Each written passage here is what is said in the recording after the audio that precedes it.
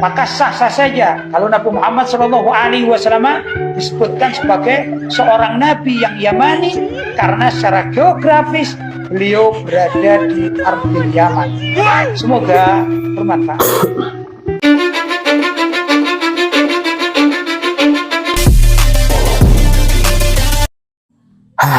Memang kalau dipikir ya, orang-orang yang menjadi Jawa Sakabib itu yang mendadak bodoh dan tolol, iya kan? Mengatakan bahwa baginda Nabi itu berasal dari Yaman. Tohal Yamani, Toha nama lainnya, nama baginda Nabi Muhammad SAW berasal dari Al-Yamani, kan gitu kan? Dan kita semua sudah menyaksikan cuplikan video bersama Ketua NU garis lurus. Makanya kami sering mengatakan, memetakan yang mendukung Khabib Topolowi, kalau tidak FPI, NU garis lurus, HTI, dan kroni-kroninya seperti itu. Makanya kalau hari ini ada warga NU atau pengurus NU yang di situ itu membela mati-matian mereka, kita telusuri saja, kita tracing saja. Wah, rekam jejaknya pasti pro dengan FPI atau pro dengan NU garis lurus, sudah gitu aja, atau HTI. Pasti kelihatan nanti akan muncul.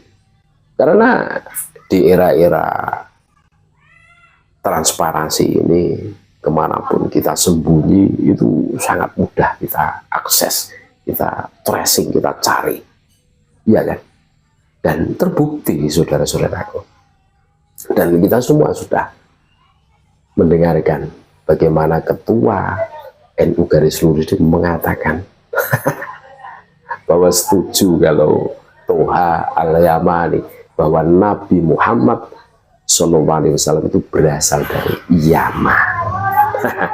Ini kalah dengan anak-anak kecil yang sering kita dengarkan ketika puji-pujian sehabis adzan itu.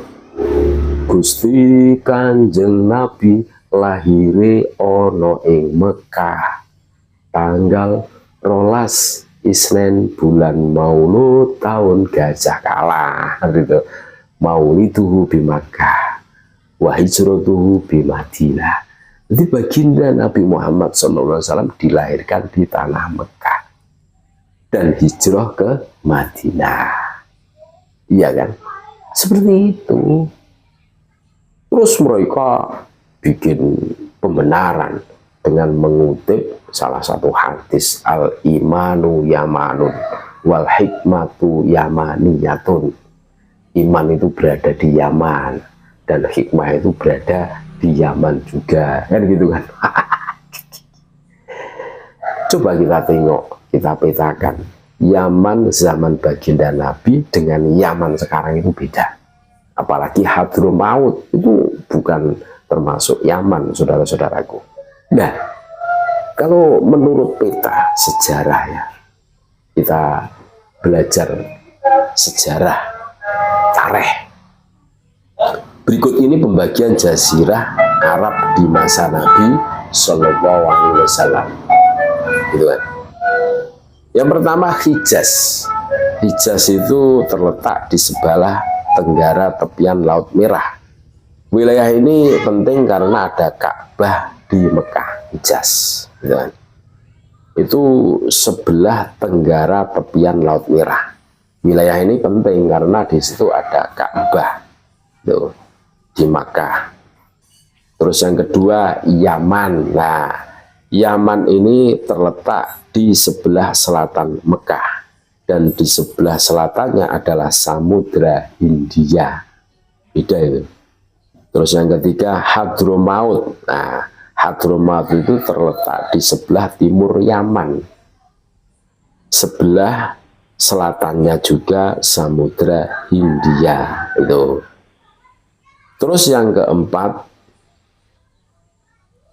Muhroh, terletak di sebelah timur Hadramaut. Terus yang kelima Oman, terletak di sebelah utaranya Muhroh, tepian Teluk Persia.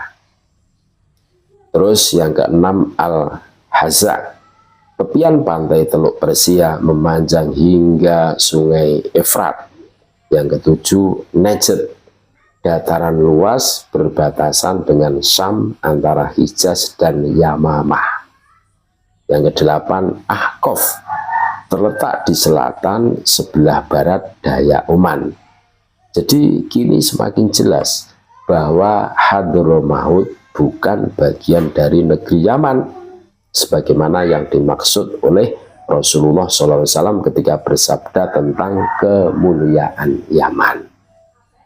Jadi dulu itu Hadramaut, dan kita semua tahu Hadramaut itu tempat asal muasalnya Khabib, kan gitu kan.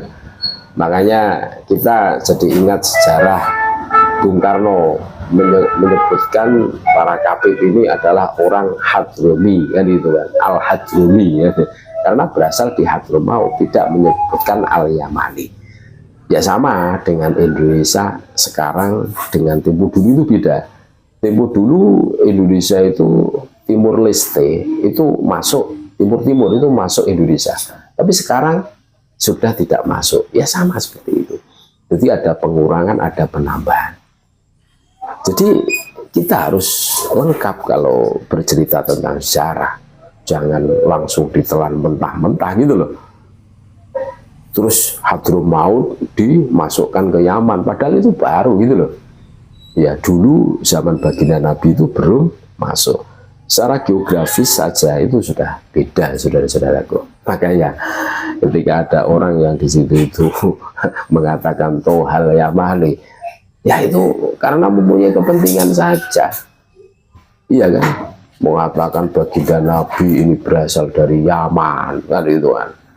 Dengan bumbu hadisnya Nabi, al-imanu yamanun wal hikmatu yamaniyatun dan lain sebagainya. Ini kan semakin kelihatan saja mereka selalu mengunggulkan golongan mereka saja tanpa mau berpikir, karena untuk menguatkan. Tentu pengakuan mereka sebagai cucu Nabi harus ada penguat, harus ada bumbu. Kalau tidak ada penguat dan bumbu, tentu daya efek pengaruhnya itu kurang kuat, mungkin seperti itu. Makanya hari ini kita harus cerdas, kita harus petakan. Kenapa yang membela mereka kaum Topologi ini ya FPI, NU garis lurus, HTI dan kroni-kroninya lah, seperti itu, iya kan? Sudah kelihatan, dan kita semua sudah mendengarkan pengakuan dari Ketua NU garis lurus, wah, Tohal Yamani, saudara-saudaraku. Terima kasih, mudah-mudahan bermanfaat.